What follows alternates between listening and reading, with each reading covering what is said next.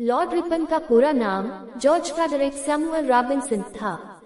यह 1880 में लॉर्ड लिटन प्रथम के बाद भारत के वायसराय बनकर आए थे। अपने से पहले आए सभी वायसरायों की तुलना में यह अधिक उदार थे।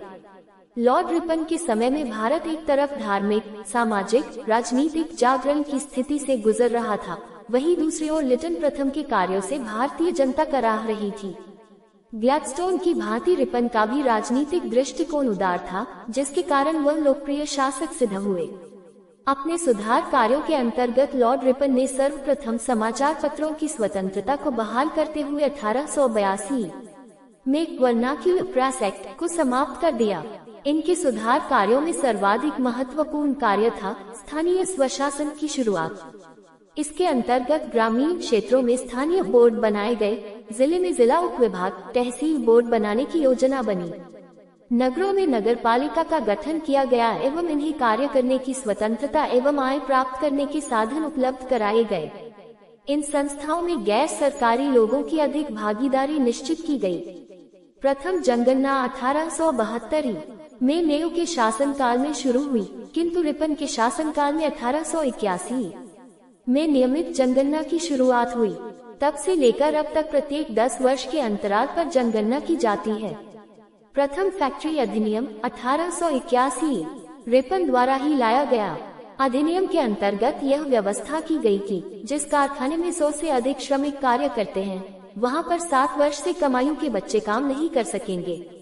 12 वर्ष से कम आयु के बच्चों के लिए काम करने के लिए घंटे तय कर दिए गए और इस कानून के पालन के लिए एक निरीक्षक को नियुक्त कर दिया गया। रिपन ने उन्हीं आर्थिक नीतियों को प्रोत्साहन दिया जिसे लॉर्ड मेयो अपने शासनकाल में लाए थे। उन्होंने प्रांतीय आर्थिक उत्तरदायित्व को बढ़ाया तथा कर के साधनों को शाही मदों, प्रांतीय मदों एवं बटी हुई मदों में विभाजित किया।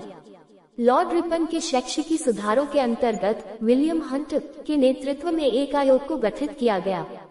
आयोग ने 1882 में अपनी रिपोर्ट प्रस्तुत की। आयोग की रिपोर्ट में कहा गया था कि भारत में प्राइमरी और माध्यमिक स्कूल शिक्षा की सर्वथा अपेक्षा की गई है, परंतु विश्वविद्यालय की शिक्षा पर अपेक्षाकृत अधिक ध्यान दिया गया है। रिपोर्ट में व्यवस्था की गई कि प्राइमरी स्तर की शिक्षा का अधिकार लोकल बोर्डों एवं म्यूनिसिपल बोर्डों को दिया जाए तथा शिक्षा संस्थाओं पर से सरकारी नियंत्रण हटा दिया जाए। रिपन की सरकार ने इस रिपोर्ट को उसकी शर्तों के साथ स्वीकार कर क्रियान्वित करने का प्रयत्न किया।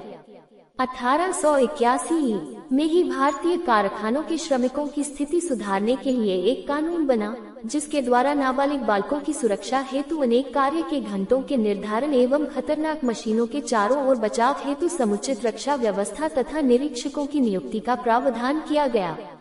किंतु सुधारों की दृष्टि से उसका सबसे महत्वपूर्ण कार्य 1883 का इल्बर्ट बिल था, जिसके द्वारा न्याय के क्षेत्र में रंगभेद को दूर करने का प्रयास किया गया था। इस बिल के द्वारा भारतीय न्यायाधीशों को भी यूरोपीय न्यायाधीशों की भांति यूरोपियनों के फौजदारी वादों की सुनवाई का अधिकार दिए जाने का सुझाव था। किंतु इस बिल प्रस्ताव का यूरोपियन तथा एंग्लो इंडियन समुदाय के द्वारा इतना अधिक विरोध किया गया कि बिल की धाराओं में विशेष परिवर्तन करके ही उसे पारित किया गया और रंगभेद बना ही रहा। फिर भी ऐसा प्रस्ताव रखने मात्र से भारतीय जनता में लॉर्ड रिपन की लोकप्रियता काफी बढ़ गई। इल्बर्ट बिल में फौजदारी दंड व्यवस्था में प्रचलित भेदभाव को समाप्त करने का प्रयत्न किया गया था। इल्बर्ट बिल में भारतीय न्यायाधीशों को यूरोपीय मुकदमों को सुनने का अधिकार दिया गया। भारत में रहने वाले अंग्रेजों ने इस बिल का विरोध किया। परिणाम स्वरूप रिपन को इस विधेयक को वापस लेकर संशोधन करके पुनः प्रस्तुत करना पड़ा। संशोधन के बाद इस अधिनियम में यह व्यवस्था की गई कि भारतीय न्यायाधीश यूरोपीय न्यायाधीश के सहयोग से मुकदमों का निर्णय करेंगे। इस विधेयक के विरोध में अंग्रेजों द्वारा किए गए विद्रोह को श्वेत विद्रोह के नाम से जाना जाता है। इस विधेयक पर हुए वाद विवाद का भारतीय जनमानस पर गहरा प्रभाव पड़ा।